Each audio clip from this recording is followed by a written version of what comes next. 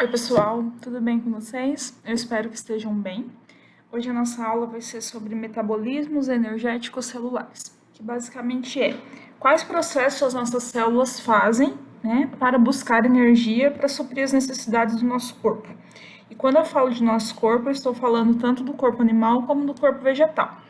Todos os seres vivos, sejam micro-organismos, animais, ou vegetais, se eles necessitam de oxigênio para a sua sobrevivência, se eles respiram através de oxigênio, um dos metabolismos para obter energia vai ser a respiração celular.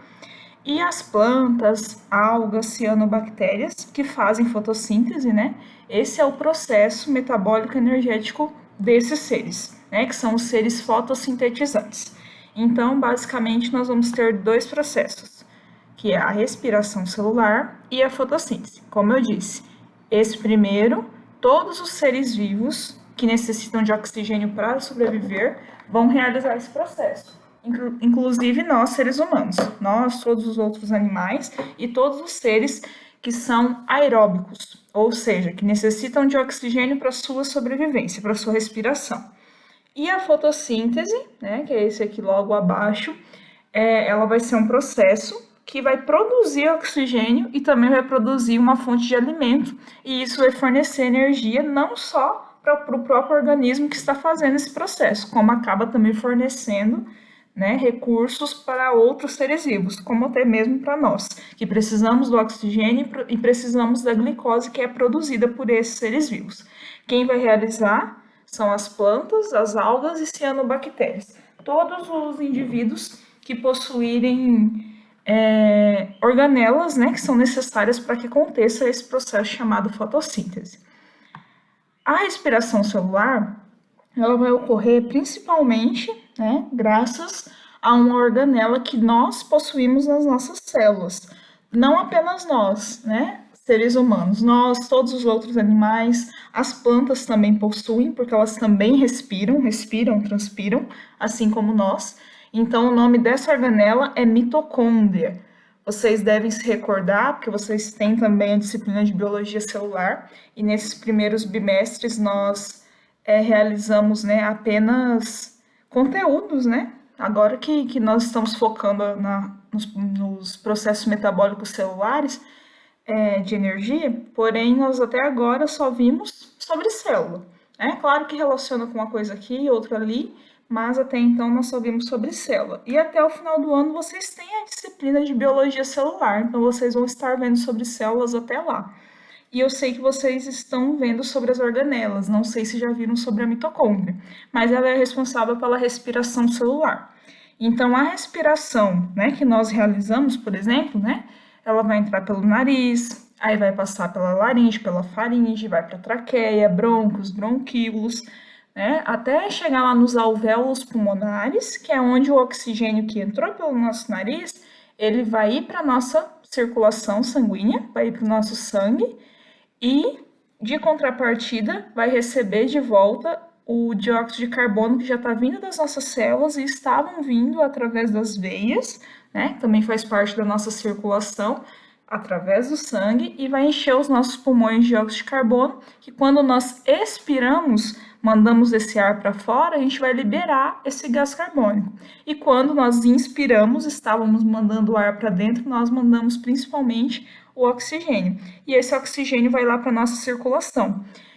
Aí não acaba por aí. Na nossa circulação, do nosso sangue vai ser distribuído para todas as nossas células. E lá que vai terminar o processo de respiração celular.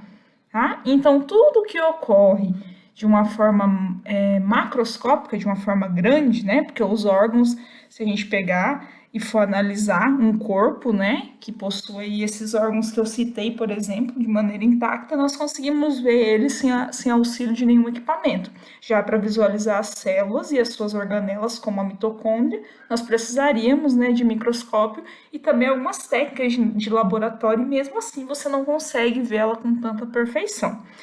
Então, tudo que acontece de uma maneira macro, aconteceu ali, passou pelos nossos órgãos, cada um desempenhou a sua função, tudo isso vai ser concluído de uma forma micro, porque o nosso sangue vai distribuir para todas as nossas células que vão concluir esse processo. tá? Nesse caso, um processo metabólico para a obtenção de energia, que nós gastamos energia para praticamente tudo. E na fotossíntese, a organela, né, responsável, principal, que vai fazer esse processo acontecer é o cloroplasto.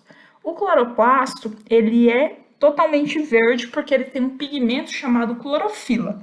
Do mesmo jeito que a cor da nossa pele é graças à melanina, a cor verde, né, toda a tonalidade verde que vocês observarem em uma planta, por exemplo, vai ser graças à clorofila, que também é um pigmento, só que diferente da nossa pele, né? Se a gente tiver muita melanina, a gente vai ter a pele escura. Se nós tivermos, conforme vai diminuindo, a nossa pele vai ser mais clara e sempre na tonalidade, né? Bege até marrom. Diferente da melanina, a clorofila, ela vai dar a tonalidade verde. Então, não são apenas as folhas que vão realizar o processo de fotossíntese. Um fruto, enquanto ele é verde, ele também tem clorofila e ele também faz fotossíntese. Um galho, né, se ele estiver verde, ele também realiza o processo de fotossíntese. E as outras colorações que nós vemos nas plantas, né, vão ser devido a outros pigmentos. Mas não significa que uma planta que não tenha cor verde, né, às vezes no jardim da mãe a gente vê umas plantas lá com as folhas roxas ou rosa, ou com as manchas brancas, não significa que não exista clorofila ali. Se fizer, né, a extração da clorofila, nós vamos ver que apesar daquela folha não ser verde, ela ainda possui pigmentos de clorofila, então assim aquela planta também faz fotossíntese. Esse processo, né, como já foi mencionado aqui, o cloroplasto ele é um organelo, então ele está dentro da célula. Se a célula é microscópica, nós não conseguimos ver a olho nu, imagina o que está dentro da célula, é ainda menor. E o cloroplasto que vai ser responsável por esse processo. Então, na respiração celular, a mitocôndria é a responsável e na fotossíntese, o cloroplasto é o responsável. Vamos ter os seres que não utilizam oxigênio para respirar. Então, nós dizemos que esses seres realizam fermentação ou respiração anaeróbica, tá? Vamos ter algumas bactérias que não precisam de oxigênio para respirar e realizam fermentação, e vamos ter também alguns fungos que não realizam o processo de respiração aeróbica com a presença de oxigênio, então eles vão realizar esse processo na ausência do oxigênio e nós também podemos chamar de fermentação. Um exemplo, o fermento biológico que nós vemos no mercado, que muitas mães aí utilizam para fazer pão ou outras massas, ele é feito, né, na sua composição vai existir um fungo e esse fungo realiza a fermentação. E devido à presença desse fungo que o pão cresce, tá? Porque nesse processo de fermentação, eles vão liberar alguns compostos. No caso desse fermento, o nome do fungo é Saccharomyces cerevisiae. E ao realizar o processo de fermentação, né, quando ele se une, o fermento se une aos outros ingredientes que possuem açúcar, possuem glicose, ele vai liberar gás carbônico e também libera álcool. Só que o álcool é evaporado quando aquela massa for assada, né? Por isso que o cheiro do pão também é tão característico, é tão próprio do pão.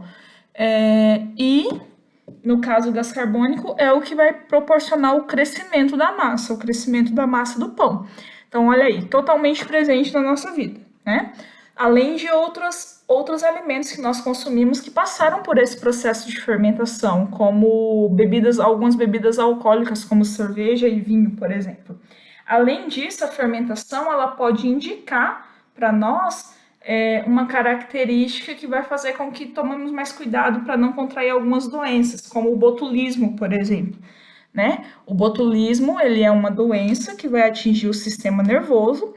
Essa mesma bactéria que causa essa doença também é usada em procedimentos estéticos, que são os procedimentos que paralisam o músculo, e daí faz as pessoas ficarem com o rosto bem esticadinho e não aparecer as rugas, que vão aparecer com a idade. Então, tem que estar sempre renovando ali o Botox, né? É usada essa mesma bactéria.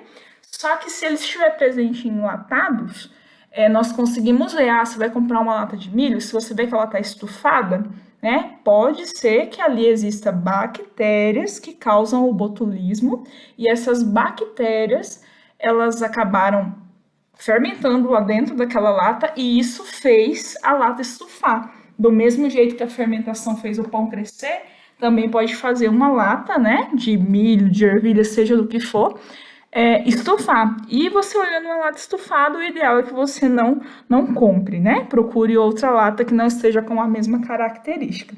Pois consumindo, se houver essa bactéria lá, pode adquirir botulismo, que é uma doença aí com sintomas bem ruins. Enfim, fazendo essa introdução, agora nós vamos para esse esquema, né? Onde nós vamos conseguir introduzir esses dois processos relacionando, né, eles com vários seres vivos aí, que além da nossa espécie, né, que estão presentes no nosso dia a dia. Aqui nós temos o Sol, que com certeza deve ter um óculos escuro, assim como todos os desenhos de vocês, que eu acredito, né, lá da infância, da adolescência, então sempre tem que ter um Sol com óculos escuro. E esse Sol, ele vai fornecer energia através dos seus raios solares, né? A luz solar, ela fornece energia. Essa energia é captada pelo cloroplasto, que vai ser a organela que está dentro das células que compõem aqui essas plantinhas aqui, esse mato aqui que eu desenhei, né? Eu sou uma ótima desenhista, vocês já perceberam isso. Então, aqui nós vamos ter as plantas recebendo a energia solar, né, recebendo elétrons que vêm nessa energia, e esses elétrons eles são recebidos principalmente pelo pigmento que eu disse que está dentro do cloroplasto, que é uma organela que está dentro da célula, e todas essas folhas, esses matos que tem aqui são compostos por várias células, milhares de células. E dentro de cada célula vai ter cloroplasto, que vai ter o pigmento que dá a cor verde, que é a clorofila, e a clorofila que vai absorver essa luz solar, essa energia que veio da luz do sol, esses elétrons. E vai acontecer um processo aqui, bem específico, que nós vamos ver na próxima aula, que eu vou tratar desses dois processos, fotossíntese e respiração celular, falando com mais detalhes de como que tudo acontece, né? Ela vai captar essa energia, vai absorver também a água, né? Porque toda planta precisa de água também para sua sobrevivência. E ao realizar aqui os processos necessários para a fotossíntese acontecer, né? Vai acontecer a quebra da molécula de água, vai acontecer um ciclo também que nós chamamos de ciclo de Calvin, porque quem definiu, né? Quem descobriu que esse ciclo acontecia possuía esse nome, então batizou o ciclo com seu próprio nome. Ego, né, gente? O ego humano é surpreendente. Enfim, então vai acontecer vários processos aqui e a fotossíntese, ela acaba liberando oxigênio e glicose. E nós, animais, o único animal que eu consigo desenhar, que eu acho que fica até mais ou menos bonitinho, é o coelho, e o ser humano aqui, para a gente não esquecer que nós somos animais.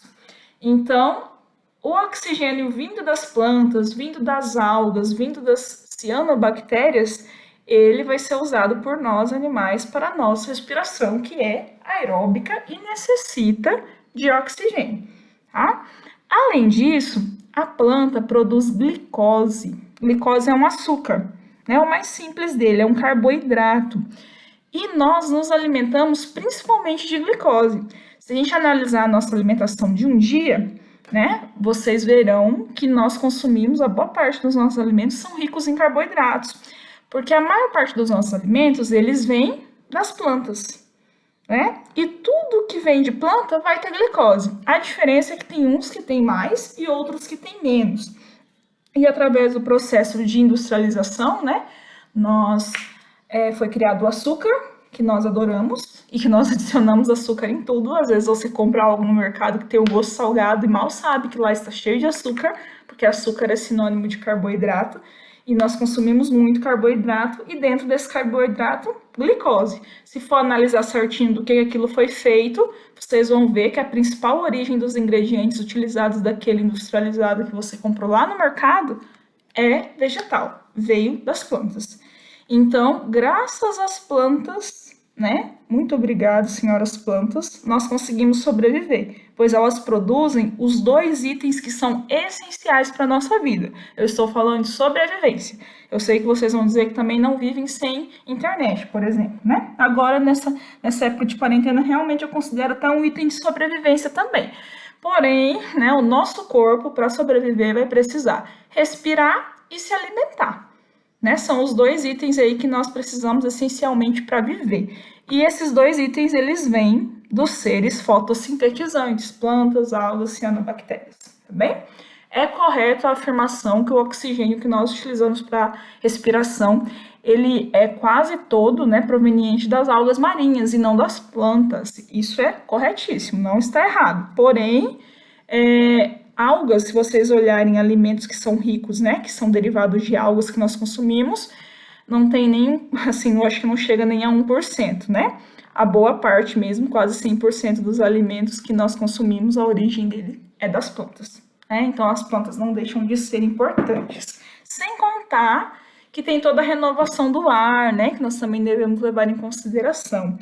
A planta ela está liberando esse oxigênio e, ao mesmo tempo, ela está absorvendo o dióxido de carbono, que saiu de quem? De nós. Nós e os outros animais. Né? Lembra quando eu estava falando lá no início sobre a respiração? Né? Nós inspiramos ar para dentro do corpo, principalmente oxigênio, e nós expiramos ar para fora do corpo, principalmente dióxido de carbono. O dióxido de carbono ele vai ser produzido enquanto os animais respiram. Na nossa respiração celular, que nós vamos ver as etapas também, passo a passo, na próxima aula. Né? Nós vamos ter lá 3 etapas, a glicólise, nós vamos ter um outro ciclo, né? Vocês vão estar cheios de ciclos, que é o ciclo de Krebs, é um ciclo mais agradável que o outro, vocês vão ver que maravilha só. E também nós vamos ter a cadeia respiratória, que é a última etapa da respiração celular. Tudo isso acontecendo lá dentro da mitocôndria, que está dentro da célula desses animaizinhos aqui, o ser humano e o coelho, que vão ter milhares de células cada um, e as suas células têm várias mitocôndrias, e elas realizam a respiração celular. E no processo, em uma das etapas da respiração celular, que é o ciclo de Krebs, nós vamos ter uma liberação muito grande de dióxido de carbono. E esse dióxido de carbono ele acaba saindo da célula, vai para a circulação sanguínea, chega até o pulmão, e quando nós expiramos, nós liberamos esse dióxido de carbono. E esse dióxido de carbono que nós liberamos para a atmosfera, as plantas vão absorver e ele vai ser utilizado, né, no metabolismo da planta para que ela realize a fotossíntese. E a fotossíntese libera o oxigênio e a glicose que nós consumimos. Ou seja, é um ciclo. O que nós temos aí de problema ambiental? Não são só os animais, né, nossa espécie e todas as outras, que produzem o dióxido de carbono. O grande problema é que hoje nós temos uma vasta lista, né, de objetos, de produtos criados pelo homem que também libera esse dióxido de carbono. 2 exemplos simples, né? Vários equipamentos de indústria vão liberar o dióxido de carbono, né? Porque eles vão ter como eu posso dizer, um material de combustível que faz ele funcionar, né? Vai realizar uma combustão e na queima, né, desse material vai liberar dióxido de carbono. A mesma coisa são os carros, né? O material de combustível dos carros, ele vai ser queimado para que aquele carro funcione, né? Principalmente a gasolina, que é utilizada no nosso país. Vão ter alguns outros que são mais limpos, que liberam menos, mas não são os preferidos aqui no nosso país, que é o caso do álcool. O álcool libera menos dióxido de carbono, porém não é o preferido. E quando a combustão acontece, libera muito dióxido de carbono também. Isso faz com que a nossa atmosfera fique cheia de dióxido de carbono e precisaria de muito mais plantas para absorver todo esse dióxido de carbono. E ao invés de plantar mais árvores, de cultivar mais plantas, a nossa espécie maravilhosa, magnífica, né? Ela consegue derrubar mais árvores, destruir mais plantas, e isso traz todo um transtorno aí ambiental, traz todo um descontrole no efeito estufa, que é o que mantém uma concentração de dióxido de carbono muito grande na atmosfera, e isso vai dar uma sensação térmica muito maior, muito mais alta, que é por isso, né, que nós chamamos de aquecimento global. A Terra está cada vez mais quente e tende a ficar cada vez mais quente, principalmente por causas antrópicas, causas que o homem, né, esse ser magnífico aqui, ele participa muito dessas causas, tá? quando a gente não gosta de andar de bicicleta, quando até para ir ali no mercadinho da esquina a gente tem que ir de moto ou de carro, quando às vezes tem uma opção, né? Em cidades maiores nós vamos ter o transporte público, mas nós vemos filas e filas de engarrafamentos, porque ao invés de usar o transporte público, as pessoas preferem usar os seus carros próprios. Então, quando nós consumimos de maneira exacerbada, sem controle algum, e a indústria ela só vai crescendo a todo vapor, produzindo mais coisas e coisas que, se nós formos analisar, são inúteis, são totalmente dispensáveis na nossa vida. Quando nós fazemos isso, nós contribuímos e muito para que esse composto aqui se acumule na atmosfera e cause aí essa sensação térmica cada vez mais alta, tá? Mas, no final de tudo, todo mundo vai morrer, né? Não é muito otimista essa frase, mas é a realidade. As plantas vão morrer, né? E esses animais, inclusive nós, cheios de, né, pompa, assim, nós nos achamos muito às vezes, mas nós também vamos morrer. E quando os seres vivos morrem, eles são decompostos, né? Seja bonito, seja não tão bonito, seja alto, seja baixo, né? Tenha sofrido bullying, não tenha sofrido bullying, independente do que você for em vida, você vai ser comido sim por fungos e bactérias, principalmente, pois são os principais decompositores aí, que vão comer matéria morta, ou seja, animais e plantas que estejam mortos. E quando eles consomem, né, tudo que entra sai, né, minha gente?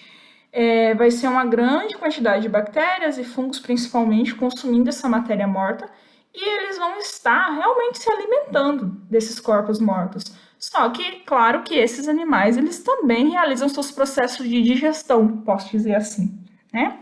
E nesses processos de digestão que eles realizam, eles vão eliminar os nossos restos, né? O que tinha dentro do nosso corpo ali, ele consumiu, ele fez seu processo de digestão, ele vai mandar para fora de novo, para o solo novamente. E manda em forma de nutrientes, né? Vamos parar para pensar. O nosso corpo está cheio de nutrientes.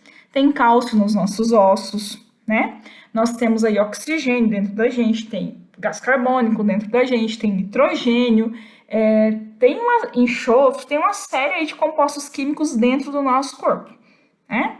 E tudo isso vai ser comido pela terra, né? Como diz minha avó, porque lá na terra nós temos os decompositores que estão lá para isso mesmo, para comer os restos mortais dos seres vivos. E depois que eles comem, eles fazem a sua digestão e vão liberar o resto que o corpo deles não aproveitou de volta para o solo. E esse resto vai ser aquilo que era presente no nosso corpo, né? O que eu acabei de citar: cálcio, gás carbônico, oxigênio, magnésio, todos os compostos que nós possuímos no nosso corpo em vida, eles vão voltar depois da morte, depois que nós formos decompostos, eles voltam para o solo, né?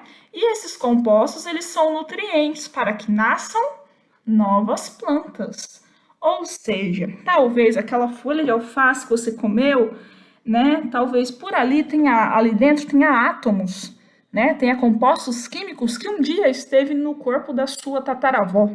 É um pouco nojento, é um pouco estranho, mas é a realidade. Então, tudo é um ciclo. Isso é o ciclo de nutrientes, por isso que vocês veem, né? Em biologia também vocês vão ver, mas talvez já tenham visto até em geografia e tal, outras disciplinas, os ciclos biogeoquímicos. Aí tem ciclo do carbono, ciclo do nitrogênio, tem o ciclo até mesmo da água, né? Deve ter o ciclo de vários compostos, porque tudo na Terra é trabalhado em forma de ciclo, tá? De maneira circular. Então, hoje nós vimos, né, uma breve introdução, não tão breve assim, que já deu 24 minutos aqui, já estou com a boca espumando de tanto falar, sobre os processos, né, metabólicos celulares para a obtenção de energia.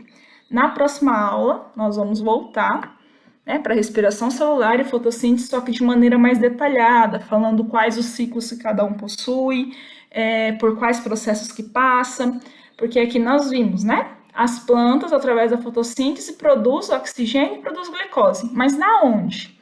Né? Foi com a varinha de condão? Não foi. Aí, através, né, dos detalhes de cada processo desses, vocês vão ver da onde que se originou o oxigênio, da onde que se originou a glicose, da onde que se originou o dióxido de carbono que saiu dos animais e assim por diante, tá bem? Realizem a atividade, né? Porque na próxima aula vai ficar um pouquinho mais complicado e vocês realizando essa atividade de hoje, vocês já vão conseguir compreender melhor esse conteúdo, essa introdução, para depois ficar mais fácil, tá bem? Fiquem bem, se cuidem e até a próxima.